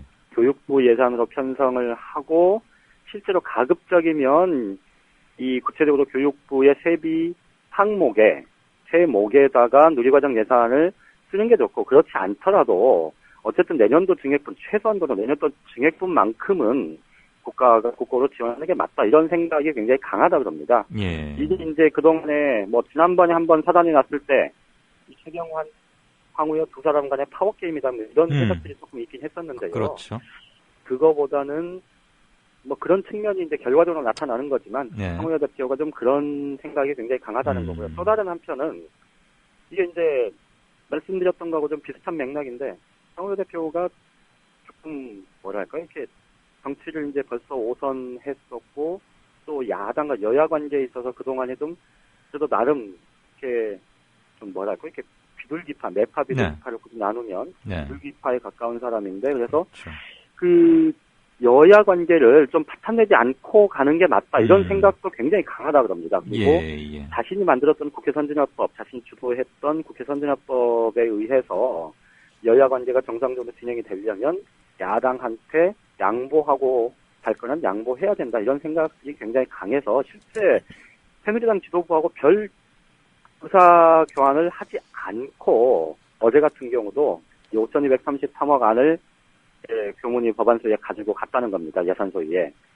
근데 이런 거를 보면 뭐 당정간에 분명히 엇박자가 있는 건 사실인 것 같고요. 다만 좀 한 가지 더 좀 살펴볼 거는 새정치민주연합이 오늘 그 문제 때문에 이게 전면 보이콧을 간 것도 다소간 좀 과한 측면이 있다 이런 얘기들이 나오는데요. 그게 이제 말씀드렸듯이 그동안의 협상의 큰 전략에서 법인세면 법인세 아니면 누리과정이면 누리과정 이 예산 부분에 대해서 하나 명확하게 우리가 어떤 거를 쟁취하게 되면 그걸로 다른 것들에 대한 양보, 다른 것들을 양보하면서 우리가 간다라는 그런 좀 뭐랄까요 좀 공세적인 그런 입장을 좀 취하지 못한 채 계속 이렇게 현안마다 좀 끌려다니는 논의를 해왔던 그것에 대한 내부 반발이 좀 굉장히 크고 그래서 지금 문희상, 우윤근 뭐 다들 짐작하시겠습니다만 대표적인 협상파들 아닙니까? 이 사람들이 주도해서 이 전면 예산심의 보이콧 뭐 이렇게까지 간 걸 보면 어쨌든 한 가지라도 좀 얻어낼 거는 좀 확실히 얻어내야 된다는 그런 내부 반발이 굉장히 큰 상황이라고 봐야 될 것 같습니다. 네. 그나저나 그것만 짧게 한번 물어보십시다. 5,233억 원 뭔가 계산 끝에 나온 소리고 맨 처음에 합의했던 5,400억 그거에 보면 근사한 건데 왜 새누리당은 금액에는 합의한 바 없다고 왜 이렇게 잡아떼는 거죠? 실제로 원내대표 간 어제 원내대표, 양당 원내대표, 원내수석 부대표, 정책위 의장 이 3+3 협상에서는 회담에서는 금액 부분이 합의가 안 됐습니다. 그러니까 금액 부분에 대해서는 추후로 논의한다 이렇게 어정쩡하게 얘기가 됐고 그런데 교육부하고 이 여야 그 간사가 저번에 이제 합의를 한 게 있지 않습니까? 5,600억 얘기 나오면서 그래서 이제 야당은 당연히 이제 그 테두리, 그 안팎을 생각을 했던 거고요. 그리고 새누리당은 이거를 교문위가 아닌 예결위로 올려서 예결위에서 뭉뚱거려서 증액 감액을 하는 과정에서 이거를 지금 최경환 기획재정부 장관을 포함한 기재부는 한 2,000억에서 2,500억 정도를 얘기를 하고 있으니 그 정도 안을 제시해서 다른 것과의 협상에 지렛대로 삼을 그럴 생각이 있었던 겁니다. 아, 그걸 지렛대로 돈 액수를 지렛대로. 그렇죠. 근데 그러니까 이 근거가 있어서 산출됐던 거 아닙니까? 처음부터 5,400억 얘기가 나왔을 때는. 그러니까 이제 그 처음에 이제 5,200억, 5,400억, 뭐 5,600억 얘기가 나온 건 이제 액수가 뭐 300억이면 굉장히 크지만 어쨌든 큰 덩어리로 보면 비슷하잖아요. 그거는 그러니까 내년도에 누리과정 예산이 이제 그 확대가 되잖아요. 더 추가로. 그 추가로 확대되는데 들어가는 재원. 이제 요거가 한 5천 뭐 몇백억 정도 된다. 이게 이제 그것 때문에 이제 야당이 처음에 이 선으로 제시했던 액수고요. 그리고 이제 정부 여당 쪽에서는 어쨌든 누리과정 예산 그렇더라도 국고에서 직접 지원하는 것에 대한 이 재정 부담이 있으니 그건 최대한 줄이겠다. 뭐 이런 생각을 갖고 있는 거죠. 알겠습니다. 그나저나 국회가 뭐 파행이 오래 갈 것 같습니까? 서로 지금 그렇게 여유가 있지 않을 텐데. 그렇죠? 그러니까 여야 모두 12월 2일 얘기를 다 해놔서. 그러게요. 그리고 사실 아까도 말씀드렸듯이 야당이 지금 보이콧을 한 게 어떻게 보면 그러니까 여당의 당정 간의 엇박자 이것 때문에 여당이 합의를 번복했다 이런 주장을 하고 있지만 사실은 야당 내에서도 지금 이 전면 보이콧까지 가는 것에 대한 부담이 굉장히 큰 상황이거든요. 그렇죠. 그러니까 그러니까 이도저도 못하는 상황에서 일단 한번 반응은 좀 세게는 해보는 거고. 그래서 아마 오늘 내일 정도면 내일 뭐 넘어가는 정도면 대충 조금 합의점을 찾아서 타협점을 찾아서 다시 좀 논의가 진전이 될 가능성이 높아 보입니다. 알겠습니다. 그 두 번째 이거는 뭐 몇몇 신문도 쓰긴 했던데 조금 짧게 압축해 주셨으면 합니다. 정두원, 정태근 돌아온 두 정씨, 정 의원, 새누리당의 뭐 개혁, 뭐 쇄신파 이런 대명사이기도 한데 조금 뭐 어제 오늘 화제라면서요? 예, 그렇습니다. 이 정도원 의원 같은 경우는 지난주 금요일 날 대법원에서 이제 최종적으로 무죄 판결을 받았고요. 예. 정태근 의원은 그동안 이제 복당을 추진했는데 서울시장 차원에서는 복당이 됐었는데 이제 중앙당 차원에서 복당이 어제 이제 최종적으로 확정이 됐습니다. 네. 이 두 정 의원, 정 전 의원 이 두 사람이 주목을 받는 몇 가지 이유가 있는데 지금 19대 국회 들어서 사실 여당, 집권 여당의 뭐 절반이 초선이지만 절반 가까이가 초선이지만 뭐 초대선들 개혁 모임 뭐 이런 거 진행하고 있는 의원들이 몇 있지만 사실 별 무게감이 없고 아무런 역할을 못한다 뭐 이런 비판들이 굉장히 많잖아요. 그렇죠. 그러다 보니까 이 정두원, 정태근 이 사람들의 이 당 복귀가 결국은 좀 나름의 역할을 할 수 있는 그런 사람들이다. 이제 이런 점에서 하나가 이제 부각이 되는 거고요. 또 다른 한 측면, 저는 이게 오히려 이제 굉장히 핵심적인 부분일 것 같은데, 지금 4대강, 뭐, 자원외교, 또 방산비리, 이 사자방 국조 관련해서, 또 그동안에 이제 김무성 체제의 등장 이후에, 친박계와 이 예전 친이계를 포함한 이 비주류 사이에 좀 일정한 긴장이 지금 형성되고 있는데, 이게 사실은 사자방 비리, 그 국정조사를 야당이 주장하면서 사실은 친박계가 김무성 체제 혹은 친이계 이 비주류들을 좀 길들이는 차원에서 이 카드를 활용하는 측면이 좀 있지 않습니까? 이게 이제 뭐 마치 사자방 국조를 금방이라도 좀 논의할 것처럼 했다가 또 조금 뭐 밀어놨다가 뭐 이런 식으로 하면서 좀 이 비주류, 이 친이계 비주류의 그 숨통을 좀 죄는 듯한 그런 모양새를 펼치고 있는데 그런데 정두원, 정태근 이 사람들은 사실 그 사자방 비리 자체에 대해서 국조 찬성론자들이거든요. 특히나 정두원 의원은 이제 뭐 이명박 정부 초기 갈라쓴 뒤로 이제 갈라섰었고 정태근 전 의원 같은 경우는 뭐 기억하시는 분이 계실 텐데 이 CNK 그 다이아몬드 광산 비리 이거를 맨 처음에 국회에서 제기했던 사람입니다. 18대 국회에서. 그리고 자원외교 부분에 대해서 엄청나게 비판들을 계속 18대 국회 후반기에 했던 사람이거든요. 정도원 의원 회고록을 이 두 사람이 같이 썼다고 합니다. 그러니까 이 자원외교 비사들이 많이 실려 있을 텐데 어쨌든 친박계가 숨통을 조이려고 하는 그 고리로부터 자유로운 비주류 사람들이고 또 실제로 이 지금 비주류 친이계 사람들로 분류됐던 많은 의원들 중에서 사실 MB정부하고 좀 선을 끊고 싶은 사람들이 꽤 있거든요. 그 사람들 입장에서 보면 이 둘을 구심점으로 하는 이 세력화가 사실은 그 명분을 자기들한테 주는 계기가 될 수 있는 겁니다. 그러니까 비주류가 지금은 김무성 대표 체제 중심으로 비주류가 이렇게 형성이 되고 있지만 그 비주류의 약점 없는, 물론 뭐 약점을 찾아보면 여기저기 있겠습니다만 적어도 김무성 대표 체제하고는 좀 다른 자기 목소리를 확실히 낼 수 있는 비주류의 형성 가능성, 그 때문에 지금 이 두 사람의 역할이 굉장히 주목이 된다 이렇게 말씀드릴 수 있을 것 같습니다. 알겠습니다. 오늘 잘 들었습니다. 예, 고맙습니다. 고맙습니다. 통합진보당의 진보적 민주주의가 실제로 추구하는 것은 용공정부 수립과 연방제 통일을 통한 북한식 사회주의의 실현입니다. 재괴의혈, 작은 개미굴이 뚝 전체를 무너뜨린다는 말입니다. 국가안보에 허점이 없도록 북한을 추정하는 위헌정당을 해산하여 대한민국의 자유민주주의를 지켜내야 합니다. 통합진보당이 정당으로 존재하는 한 국가와 헌법을 수호하고 국민의 안전을 담보할 수가 없으며 정당 해산의 방법이 아니고서는 전국적인 국가 안보의 확보가 불가능합니다. 이 사건은 단순히 한 정당을 해산하느냐 마느냐의 차원을 넘어서 우리의 국가 미래를 결정할 분수령이 될 것입니다. 내라는 뭐 조작 사건이 무죄 판결을 받았는데도 정당 해산 청구를 처리하지 않고 해산 판결을 압박하는 정부의 행동은 정부 스스로 민주주의와 헌법 질서를 파괴하는 것입니다. 정부는 현실에서 민주노동당과 진보당이 낸 법안과 공약, 당이 벌인 선거운동에 대해서는 그 어떤 것도 위헌이라고 하지 못하면서 왜 당이 정립하지도 않은 혁명론에 의해서 북의 조종에 따라 활동하는 위헌정당이라고 근거 없이 단정하는 것입니까? 헌법재판소가 역사의 진보를 위한 디딤돌 하나를 놓아주시기를 청합니다.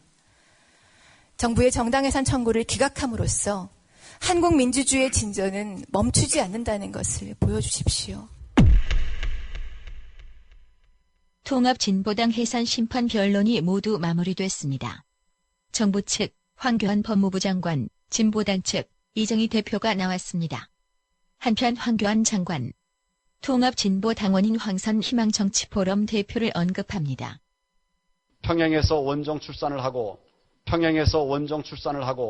상복 차림으로 김정일 애도 방송까지 하던 사람을 당의 비례대표 후보로 내세웠습니다. 원정 출산? 당사자의 이야기는? 제가 급히 전혀 저도 갈 생각이 없었는데 갑자기 공짜 자리가 하나 나오고 1박 2일 평양 관광이. 예. 그래서 제가 정말 급하게 같이 가게 됐어요.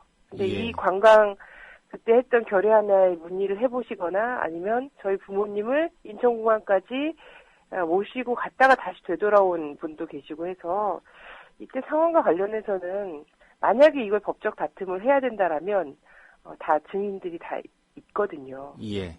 예, 있는 상황입니다. 예. 그런 상황이고 이게 벌써 근 10년 전의 일인데 법적으로 문제가 되고 이랬다면 그때 시비를 했어야지. 이걸 두고두고 지금 아이가 10살이나 됐는데 계속해서 때만 되면 이 얘기를 한다는 건 정말 야비한 짓이라고 생각합니다. 예. 여행과 출산 등의 자유를 행사했는데 도리어 이걸 종북 행위의 근거로 삼고 출생지에 따라 차별받을 수 없음에도 차별받아서 자녀의 인권이 침해되는 민주헌정의 위기 상황. 법의 수호자 황교안 장관님. 대한민국의 자유민주주의를 지켜내야 합니다.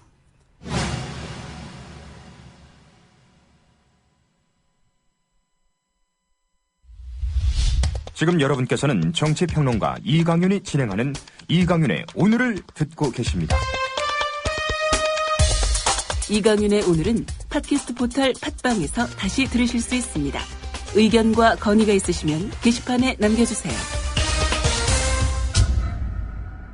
네, 진짜 인터뷰입니다. 모두의 예고 말씀드렸던 대로 새정치연합의 민주정책연구원, 싱크탱크죠. 거기 원장 맡게 되신 민병두 의원님 연결하겠습니다. 민 의원님 안녕하십니까? 전화 연결하다가 끊어졌군요. 전화 사고가 자꾸 잦아서. 잠깐 연결하는 사이에 게시판을 좀 보겠습니다. 김민선님은 황교안 좀 창피하다. 황법무 기독교인이라고 하지를 말던지 이런 견해를 주셨고 그놈의 국가안보 타령 참 징그럽다. 안보를 입에 달고 산다. 그러면서 정치 악용하는 이런 거 꼬집으셨습니다. 네. 다시 전화 연결하겠습니다. 민병두 원장님 안녕하십니까? 네, 안녕하세요. 전화가 매끄럽지 못해서 죄송합니다. 네. 바로 말씀드리겠습니다. 오늘 몇몇 특히 한겨레나 이런 신문들에 많이 보도가 됐고요. 김대중의 중도 개혁주의의 다수파 전략 그리고 노무현의 활성화된 소수파 중심주의의 충돌이 야당, 제1야당 당내 계파 갈등의 원인이다. 이런 진단을 해주셨습니다. 네. 우리 민 의원님께서는 기울어진 운동장론 이런 것 제시하셔가지고 항상 그때그때 의제나 이슈 이것을 아주 잘 압축적으로 정리해서 아젠다 세팅하시는데 굉장한 능력을 발휘해 오셨는데 예. 안 그래도 지금 개파 전당대회 앞두고 이게 문제지 않습니까? 예. 이런 식으로 정리를 하시기까지의 과정 또 백그라운드 설명이랄까요? 그걸 조금 더 여쭙고 싶습니다. 글쎄요, 우리 당에 이제 강경파가 있다, 온건파가 있다, 그래서 의총마다 항상 충돌하고, 네. 또 노선을 갖다 왼쪽으로 가야 한다, 아니다, 우클릭해야 한다 하는 논란이 빈번했습니다만, 그 심층적인 원인이 무엇일까 고민해보면, 네. 결국 집권 경험의 차이가 있지 않은가 하는 생각이 들어요. 김대중 대통령 같은 경우는 92년도에 뉴 DJ 플랜이라고 그래갖고, 말하자면 이 군 출신들을 대거 영입한다든지, 그렇죠. 그래서 외연을 확장을 해왔고, 97년도에는 DJP 연합을 했죠. 예. 그리고 87년도에 정계 복귀하면서는 중도 개혁주의를 표방했죠. 예. 그래서 이제 일종의 다수파 전략이라고 할 수가 있겠습니다. 아, 몸집 불리기. 그렇죠. 예. 네. 그러니까 집토끼는 지키고 삼토끼까지 이제 가져오겠다는 그런 예. 전략이었죠. 네. 반면에 노무현 대통령 같은 경우는 이제 노삼으로 이제 압축되는 그 활성화된 소수라고 할 수가 있겠죠. 네. 정치 고관여층이죠. 여기서 말하자면 이제 불을 갖다 지피는 거죠. 예. 들불 만드는 거죠. 예. 종잣돈 또는 뭐 발원지. 네. 그렇죠. 예. 그래서 이제 후자의 경험에 이제 선착한 사람들은 그 핵심적인 지지자들, 정치 고관여층과 네. 우리와의 결합도가 높아야 한다. 그래서 가장 강도 높은 투쟁, 원칙적인 투쟁에 천착한 측면이 있고요. 예. 전자의 경우는 외연을 넓혀야 되기 때문에 좀 부드러운 정치 문화라고 할까, 태도라고 할까, 하여간 여야 관계도 조금 국민 다수가 갖고 있는 불안감을 더 많이 의식하는 그런 측면이 있었던 것 같아요. 네. 그런데 활성화된 소수가 없으면 사실은 외연을 넓혀도 의미가 없겠죠. 왜냐하면 불길이 일어나지 않으니까. 그렇죠. 또 활성화된 소수만 갖고는 정권을 잡을 수가 없겠죠. 어차피 다수를 갖다 포괄해야 되는 거니까. 네. 근데 이제 우리도 이 집권 경험의 차이를 갖고 결국은 어느 하나가 자기 경험에 기초해서 노선 같은 걸 독점하려고 하다 보니까 항상 충돌이 생기는 것이 아니냐. 제가 좀 분석을 한번 지금까지는 재야 출신들 저 친노 출신들은 보다 강경하고 보다 진보적이고 보다 좌파적이고 또 그렇지 않은 사람들은 우클릭을 갖다 얘기한다 이렇게 막연하게 얘기해 왔는데 네. 그 영역을 따져보니까 아마 이런 것이 있지 않았겠는가 하는 얘기를 해본 겁니다. 그리고 그 두 가지가 결론적으로는 독점을 하려고 하지 말고 새로운 리더십을 갖고 이제 내년에 출범하는 네. 그 지도부 같은 경우는 팀 2016이라고 할 수 있겠죠. 2016을 책임지니까 총선을. 네. 그 팀 2016은 두 가지가 갖고 있는 경험의 가치 또 한계 이런 걸 잘 인식해서 아울러가는 리더십을 가졌으면 좋겠다 이런 뜻에서 얘기한 겁니다. 서로의 장점만 더 극대화시키는 F1 잡종 강세를 만들어내야 할 텐데요. 예. 지금 특히 이제 박근혜 정부 출범 이후 2년을 이렇게 되돌아보면 예. 너무나 어처구니 없는 그리고 비상식적인 것들이 횡행하고 특히 세월호 참사 이후로 우리는 무력감과 열패감을 계속 느껴오고 또 주요한 선거에서 야권이 실질적으로 진 것이나 다름없고 이걸 겪어오면서 지금이야말로 선명한 야당, 강한 야당 이런 게 필요할 때가 아닌가 이렇게 생각하는 분들이 좀 글쎄 보기에 따라 다르겠지만 그런 분들도 꽤 있는데 민 원장님 그리고 현역 정치를 하고 계시는 민 의원님 입장에서는 지역 정서를 보신다거나 전체적으로 보실 때 어떤 견해를 갖고 계십니까? 저는 이제 우리 당에서 온건파라고 불리는 분들이 네. 그러면 대정부 질의를 할 때나 네. 국정감사를 할 때나 법안을 제출할 때 이른바 이제 을지로위원을 하신 분들이나 좀 더 강경한 의원들하고 차이가 없다고 생각을 해요. 본질적으로는 차이가 없다. 예. 그렇죠. 왜냐하면 그분들이 내놓는 법안이 우리 당이 이제 부자 감세 등등을 포함한 여러 가지 대척점에 있는 정책들이 있지 않습니까? 예. 이것을 포기하고 가지는 않는다고 봐요. 다만 투쟁 방식에 있어서 그 선명성이라고 하는 것이 어디서 나오느냐. 원내 투쟁을 잘하는 데서 저는 선명성을 찾을 수가 있다 이렇게 보는 것이죠. 네.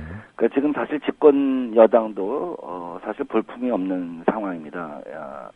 당정 협의를 통해서 많은 정책을 주도해야 되는데 청와대가 한마디 하면 바로 납작 엎드리는 그런 불신의 자세를 갖다 보이고 있죠. 그래서 사실은 집권 여당이라고 할 수는 없지만 예. 그렇기 때문에 더 우리가 할 수 있는 공간이 굉장히 많다는 거죠. 우리가 끊임없이 원내에서 스타를 만들어내고 좋은 정책을 완결성 있는 좋은 정책을 만들어내고 합리적 대안이라고 보일 수 있는 것이 많아서 네. 언론이 우리 당에 주목하고 국민이 주목하게 되면 그거야말로 국민들이 바라는 선명한 야당이고 대안을 가진 야당이다 이렇게 보는 것이죠. 네. 그러면요. 흔히들 친노, 비노 그런 프레임 많이 갖고 있지 않습니까? 아까 네. 이제 DJ 중심의 그다음에 노무현 중심의 무엇, 이 가치들이 또는 세력들이 충돌한다 이런 프레임으로 설명을 해주셨는데 네. 그동안 많이들 언론에서 항용 써왔던 친노, 비노 이런 것들 실질적으로는 수구 세력이 쳐놓은 덫 같은 그런 악의적 프레임이다 이런 견해도 일부 있습니다. 그런 견해에 대해서 민 의원님은 어떤 견해를 갖고 계십니까? 그 지점이 분명히 있죠. 또 그 지점에 원인을 제공한 점도 또 우리한테 있고요. 네. 그러니까 우리가 어떠한 생산적인 토론이나 네. 갈등, 투쟁 뭐 이런 걸 보여도 내부에서 예. 언론은 그 생산성은 다 도외시한 채 표면적인 충돌만 다루고 있죠. 언론의 생리상 어쩔 수 없는 점도 좀 있죠. 예. 근데 또 반면에 우리가 2004년 이후 그 열린우리당 이후에 지금까지 의원총회를 하고 나면 네. 그냥 또 분열, 또 갈등, 또 결론 못 내. 네. 뭐 이것이 아마 그 늘상에서 왔던 것 같아요. 보도 행태. 네. 보도 행태도 그렇고 또 우리도 그런 지점에 있어서는 원인을 제공한 지점이 있다고 봅니다. 예. 의총에서 예.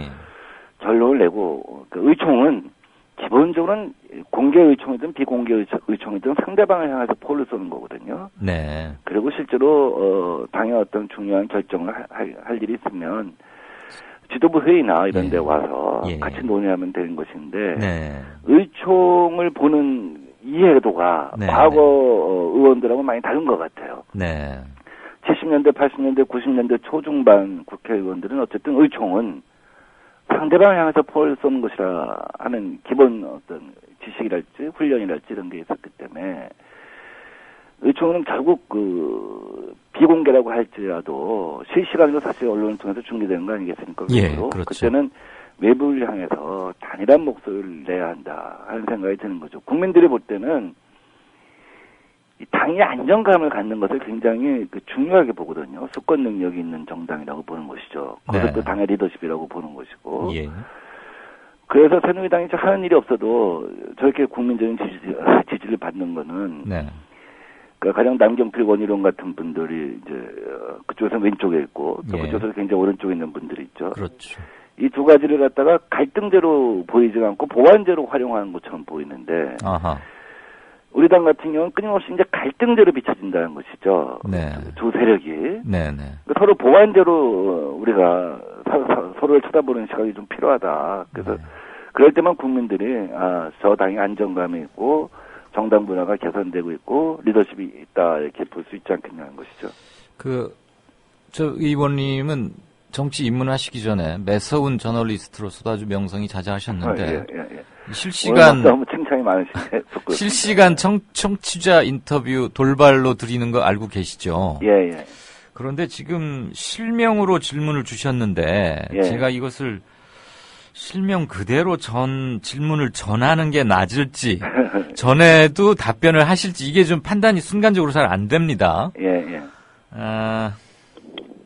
알아서 번역을 해서 답변을 부탁드리겠습니다. 예. 일단 청취자의 질문 그대로 전하겠습니다. 나빌레라라는 닉네임을 쓰시는 분께서 6시 42분에 띄운 질문인데요.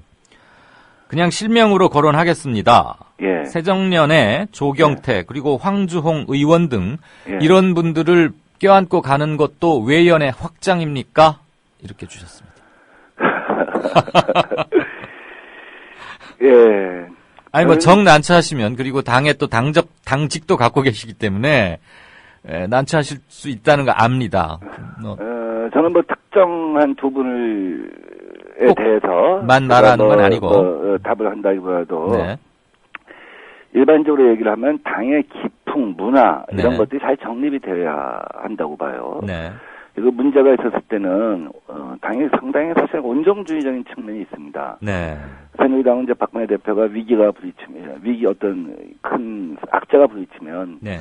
바로바로 정지해내잖아요. 그렇죠. 저는 순발력 있죠. 지금 두 분에 대해서 얘기하는 것이 아니라 일반적으로 당의 어떤 단일한 기풍을 갖다 만들어 나가는 것이 굉장히 중요하다 이렇게 봅니다. 그러니까 정체성은 굉장히 중요한데 그 정체성의 범위를 어디까지 할 것인가 가지고는 전통적 야권 지지층 사이에서 많은 불만과 이런 것들이 있다는 것은 들어 아시리라고 생각을 하겠습니다.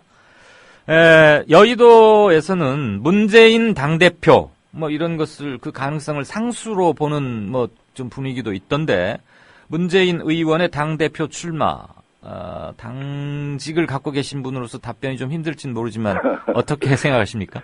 그것도 뭐 그분의 어떤 고유한 그 자유 의지에 의해서 네. 결정하는 것이라고 봅니다.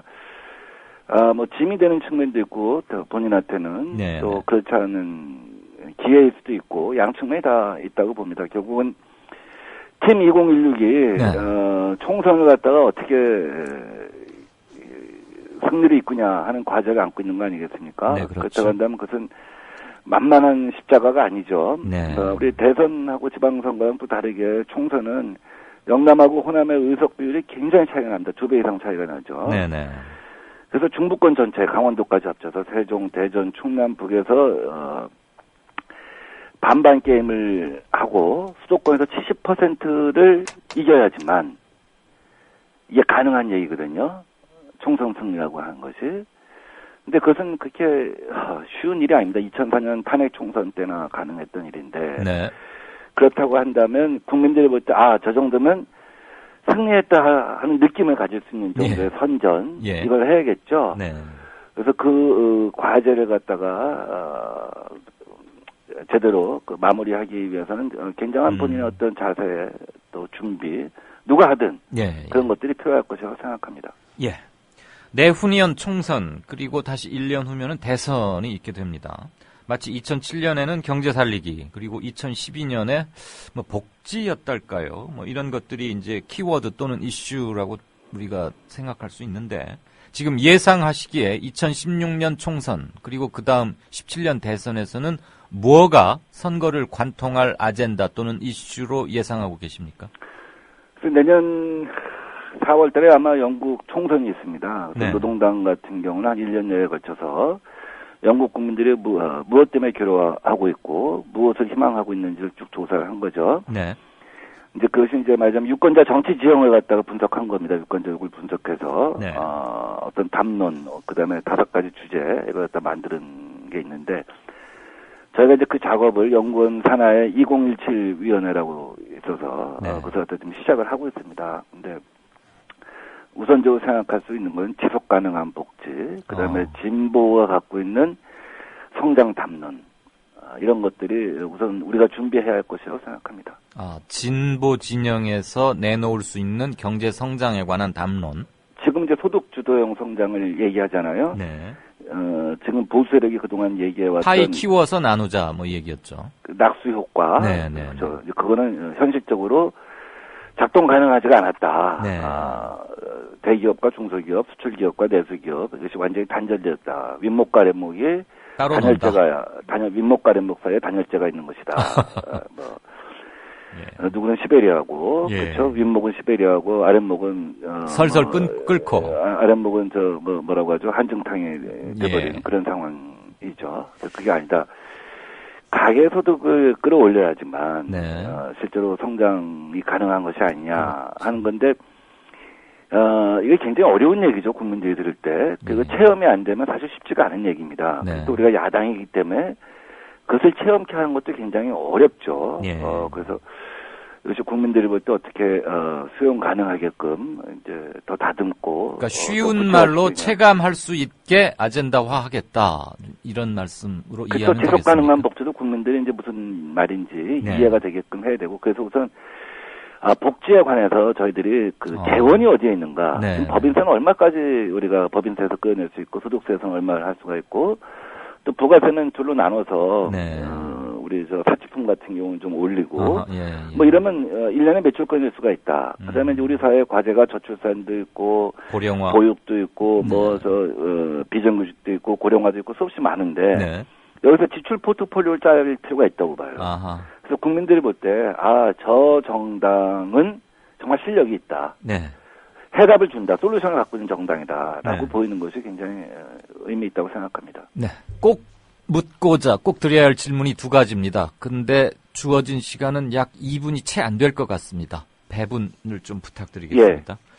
여의도 연구소는 여당에 거기는 인력도 예산도 짱짱하다. 그런데 야당의 정책연구원은 싱크탱크지만 기능을 잘 못하고 있는 것 같고 당대표가 바뀔 때마다 원장도 바뀌고 일관성이 없다. 이런 견해를 누가 꼬집어 주셨습니다. 새로 원장 맡으셨는데 어떻게 꾸려나갈 생각이십니까? 우선 그 당원의 독립기구임을 분명히 명시했고요. 네.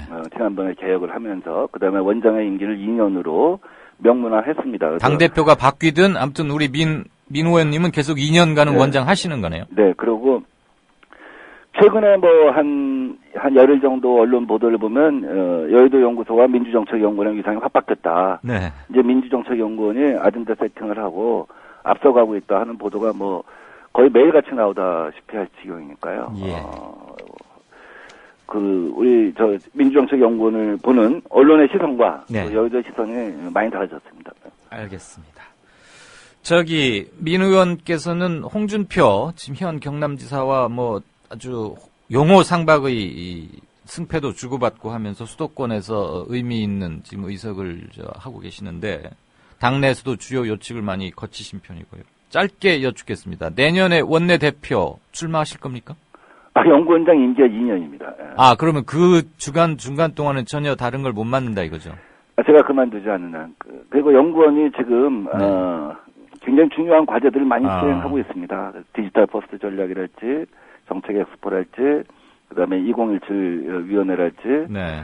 그다음 총선 전략 지도를 만든 일이랄지 네. 굉장히 중요한 일을 많이 하고 있고 이 과제에 거는 기대가 크기 때문에 우선 이것을 잘 마무리해야 한다고 생각합니다. 아니 어느 인터뷰를 보니까 새누리당 김재원 그 원내 수석 부대표와의 더블 인터뷰에서 우리가 같이 원내대표 해가지고 정치를 레벨업 시키자 이런 말씀을 하셨길래 그 이제 삼선 때 되게 이제 원내대표가 될 때쯤 되면 한 10년 동안 정치를 하면서 내가 바꾸고자 하는 세상이 있지 않겠습니까? 그때 좋은 파트너를 만나면 서로 주고받을 게 있지 않겠느냐 뭐 그런 뜻이었습니다. 그거는 20대 들어가서 해보겠다 이 말씀으로 듣겠습니다. 네. 그 환골 탈퇴하는 그리고 수권 정당의 능력과 위상을 보여주는 그런 싱크탱크로 만드는데 초석이 되어주실 것을 함께 부탁드리겠습니다. 오늘 말씀 고마웠습니다. 네, 감사합니다. 네, 지금까지 진짜 인터뷰 새정치연합의 민병두 민주정책연구원 원장과 얘기 나눠봤습니다. 들어주셔서 고맙습니다. 이강윤이었습니다. 저는 내일 다시 뵙겠습니다.